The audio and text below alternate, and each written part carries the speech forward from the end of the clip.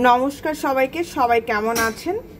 আমি তৃষ্ণা আপনাদের জন্য নিয়ে আসছি নতুন একটা ভিডিও। তো আজকে আমি বানাবো মলা মাছের ভর্তা। মলা মাছের ভর্তাটা করার জন্য মাছগুলো কেটে পরিষ্কার করে নেওয়া আছে। এখানে দিয়ে দিলাম লবণ আর দিয়ে দেব হলুদ। আর মলা মাছটা কিন্তু আমি পুরো সরিষার তেলে ভাজবো। তো চলো তেলটা গরম হতে থাক।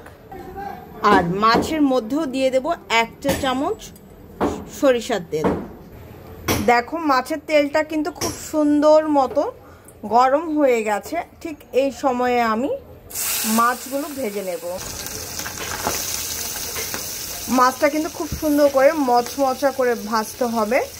মিনিমাম তোমার মিনিমাম বলতে নেই, খুব কম আঁচে মাছটাকে সুন্দর করে ভেজে নিতে হবে। আর তোমাদের কাছে একটা রিকোয়েস্ট, যদি আমার ভিডিওটি ভালো লেগে থাকে তাহলে প্লিজ আমার পুরো ভিডিওটা দেখো। দেখার পরে একটা লাইক আর কমেন্টস করতে কিন্তু ভুলো না। তো আর যদি বেশি ভালো লেগে থাকে তাহলে তোমাদের ফ্রেন্ড সার্কেল, আত্মীয় স্বজনের মধ্যে কিন্তু শেয়ার করতে ভুলো না। Please please please, it's my humble request তোমাদের কাছে। তো চলো আমি মাছগুলো এখন একটু ভেজে নেই।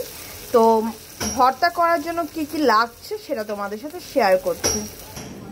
মাছের ভর্তার জন্য দেখো এখানে আমি নিয়েছি কাঁচা পেঁয়াজ, লবণ, শুকনা মরিচ, বেরেস্তা করা পেঁয়াজ। এর মধ্যে আরেকটা জিনিস দেব, সেটা আমি এখন দেখাচ্ছি না, যখন ভর্তা করব তখন তোমাদের সাথে শেয়ার করব। জাস্ট দেখো কি সুন্দর করে মলা মাছগুলো ভাজা হয়েছে। খুব কম আঁচে মাছগুলো ভাজা হয়েছে। দেখো, দাঁড়াও দেখাচ্ছি, দেখা যাচ্ছে কি? যাই হোক, এই হচ্ছে মলা মাছ ভাজা হয়ে গেছে। এখন আমি এটাকে নামাবো। চলো নামাই। নামানোর পর কিভাবে ভর্তাটা করি সেটা তোমাদের সাথে শেয়ার করছি। প্রথমে আমি পেঁয়াজ, পেঁয়াজ, শুকনো মরিচ, ধনে পাতা, লবণ দিয়ে খুব সুন্দর করে একটু ডলে নেব। আর শুকনো মরিচটা যে যেরকম ঝাল খেতে চাও ঠিক ওই রকম ঝাল দিয়েই বানাবে। আমি খুব বেশি শুকনো মরিচটাকে ভাঙবো না, যতটুকু আস্তা রাখা যায় আর কি।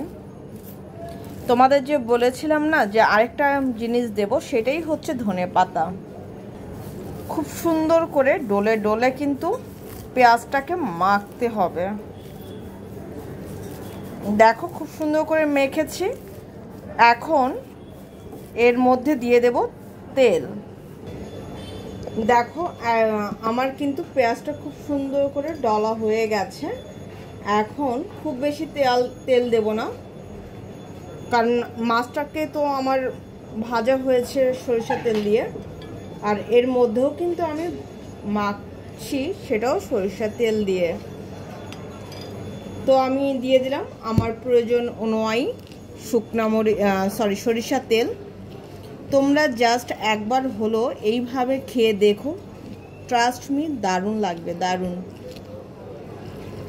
তো দেখো এখন আমি সব কিছু একসাথে মিক্সড করে দিলাম। বেরেস্তা করা পেঁয়াজটা কিন্তু মাস্ট বি দিতে হবে, তাহলে না হলে কিন্তু ভালো লাগবে না। ভর্তা তো সবাই করে, তাই না? পেঁয়াজ দিয়ে, কাঁচামরিচ বা শুকনো মরিচ, ধনে পাতা দিয়ে। কিন্তু যারা ঠিক এইভাবে খাওনি, বেরেস্তা, কাঁচা পেঁয়াজ, তারা কিন্তু একবার হলো এইভাবে বানিয়ে খেয়ে দেখো। আর অনেকে চাইলে কিন্তু এই মাখাটা দিয়েও ভাত খেতে পারবে। এখন এর মধ্যে দিয়ে দেব ভেজে রাখা মাছগুলি।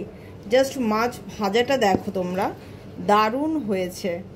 খুব কম আঁচে সুন্দর করে এটাকে কিন্তু ভাজতে হবে, হাই ফ্লেমে দেওয়া যাবে না। কারণ হবে কি তাহলে, মাছটা ভাজা হবে কিন্তু যে এখন যে মাছটা দেখো মচমচ করছে, জানি না শব্দ শুনতে পাচ্ছ কিনা। দেখো জাস্ট এটা, মাছটাকে কিন্তু আমি ভাঙবো না, জাস্ট মশলার সাথে মিক্সড করে দিলাম। এই তো আমার হয়ে গেল সুন্দর ঝটপট মলা মাছের ভর্তা। দারুণ হয়েছে খেতে। যারা খাওনি তারা একবার হলো খেয়ে দেখো, এবং দেখার পর অবশ্যই কিন্তু আমাকে জানিও আমি আদৌ কি ভালো রান্না করতে পারলাম ভর্তাটা। বানাতে পারলাম। এটা তো রান্না না, আসলে মানে ভর্তা। তো এই হচ্ছে আমার লুক, ফাইনাল লুক। কেমন হয়েছে সেটা কিন্তু অবশ্যই আমাকে জানিও। আশা করছি তোমাদের কাছে ভালো লেগেছে। আমার কাছে তো ভালো লেগেছে, বিধায় আমি তোমাদের সাথে শেয়ার করেছি। তো আজকের জন্য এই পর্যন্ত। সবাই ভালো থেকে সুস্থ থেকো, আমার জন্য আশীর্বাদ করো, আমি যেন ভালো থেকে সুস্থ থেকে তোমাদের জন্য নিত্য নতুন এরকম সুন্দর সুন্দর ইউনিক ভিডিও আনতে পারি।